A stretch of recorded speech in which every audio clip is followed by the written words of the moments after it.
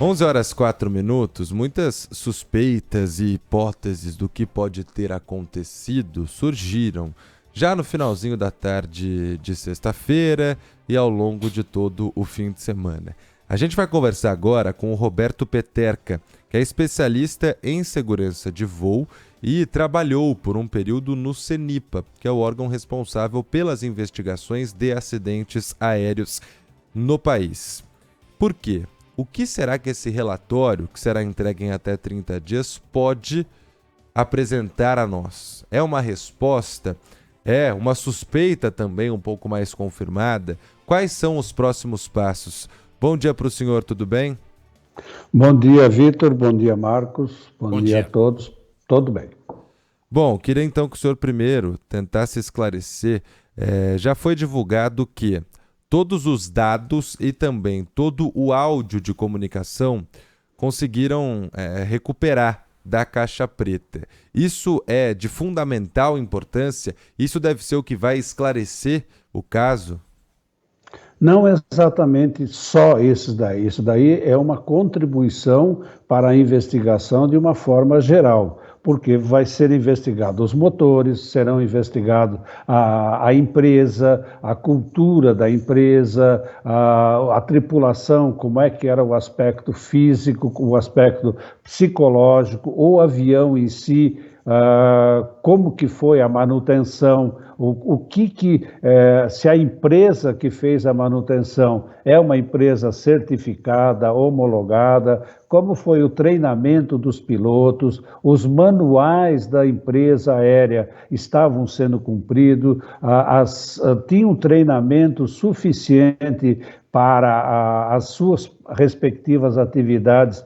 Todos os funcionários ligados ao voo, pessoal de check-in, pessoal do carregamento, carga, enfim, são dados que serão levados em consideração e, logicamente, os dados da cabine de voo com os dados da performance, do desempenho do avião, poderão elucidar o que pode ter acontecido, sendo que o CENIPA vai estudar esses fatores que podem ter contribuído para esse acidente, justamente para aplicar na prevenção de outros acidentes aeronáuticos que possam vir a ocorrer e assim evitar que eles ocorram.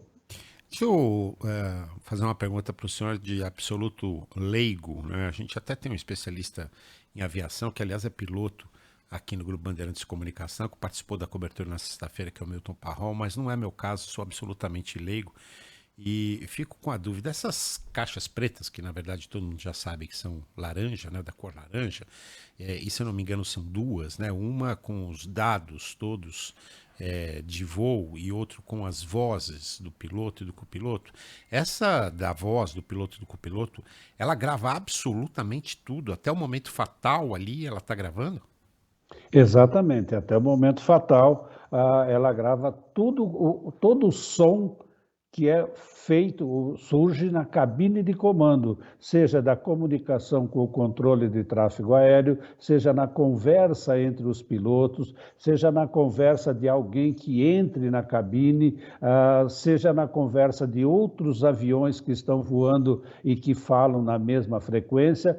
Tudo é gravado nessa caixa, o Cockpit Voice Record, tá? Que é o registro de voz do cockpit, da cabine de comando.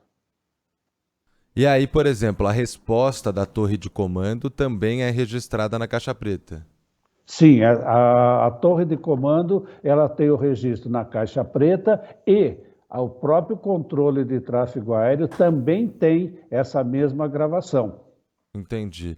O senhor falou que, apesar dos áudios e dos dados, também precisa acontecer uma investigação dos motores, da aeronave. O CENIPA, então, deve trabalhar em conjunto com a empresa francesa fabricante desse avião e também a empresa canadense que produziu os motores? Sim, a Pratt Whitney, veja bem, eles assessoram ao CENIPA. Os especialistas que vão desempenhar a própria investigação são nossos, são do CENIPA. Eles vão auxiliar, eles são por acordos internacionais, eles são acreditados das suas empresas, dos seus países, junto ao CENIPA para participar da investigação, mas a investigação é conduzida por especialistas do CENIPA e, se necessário, pega algum assessoramento desse pessoal especializado. Outra coisa que surgiu uma dúvida minha durante a cobertura dos últimos dias é a seguinte: o piloto deve ter sido pego de surpresa, porque se ele tivesse identificado o problema e teria que ter tomado uma providência, ele tinha alternativas de pouso ali, o aeroporto de Campinas, aeroporto de Jundiaí, é isso? Exatamente. Ou ele bastaria conversar ou solicitar autorização para o controle de tráfego aéreo e baixar o nível. A previsão do gelo severo estava até 12 mil pés, se não me engano, de 12 mil a 21 mil pés, que ele estava voando a 17 mil pés. Então, ele poderia baixar para 12 mil, 11 mil pés, 10 mil pés, e estaria livre do gelo, certo? E essa seria uma alternativa, aí seria, ou ele prosseguiria o pouso em Guarulhos mesmo, ou poderia alternar para Campinas, Jundiaí, algum aeroporto próximo que oferecesse segurança para ele. E para reduzir o nível do voo, a altitude, isso, precisa de uma autorização? Precisa, porque ele estava voando sobre o voo controlado. Então, é o controle de voo que autoriza ou não, e é o controle do tráfego aéreo que sabe quais são os aviões que estão ali na região. Ele não pode simplesmente baixar, exceto em uma emergência. Ele pode fazer isso, o piloto pode tomar essa iniciativa, mas você tem muitos aviões. Se ele tivesse declarado emergência, o controle de tráfego aéreo tiraria todos os aviões e ele teria prioridade para efetuar o pouso, para descer, para fazer as necessárias manobras para evitar um acidente. O senhor está entre aqueles especialistas que acreditam que um avião não caia só por um motivo, mas uma série de fatores contribuem? Sem dúvida. O acidente pode estar pode estar se formando na alta administração da empresa ao se estabelecer os procedimentos necessários para a operação aérea.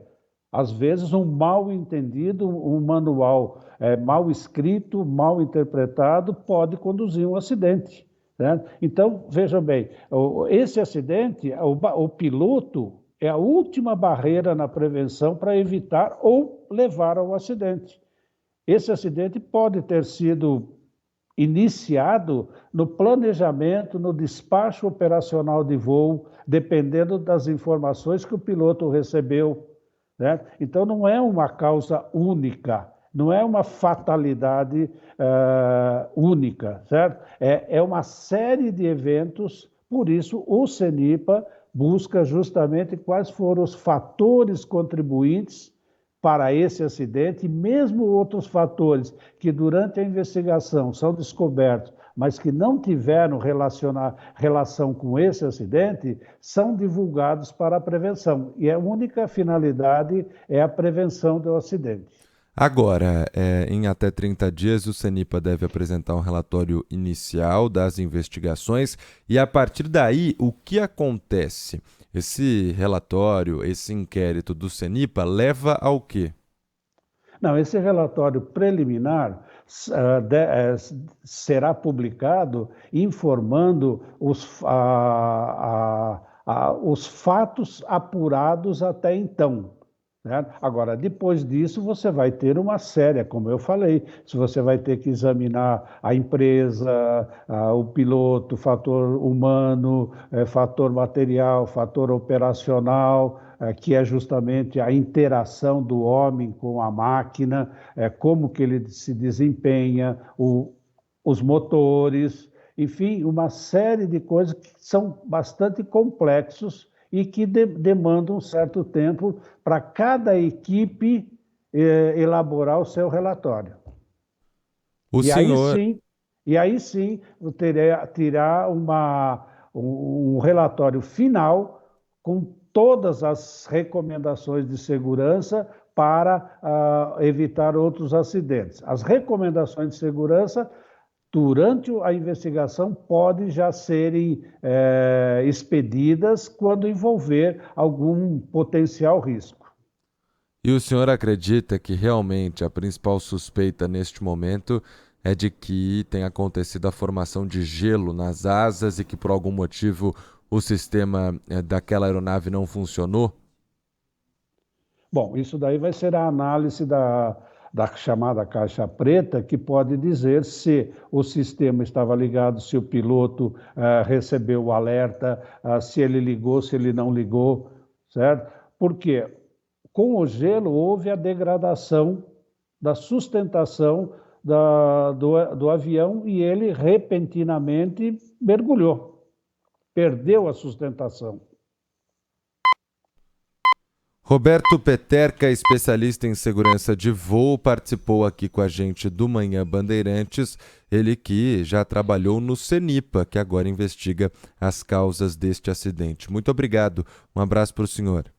Um abraço, um bom dia para vocês.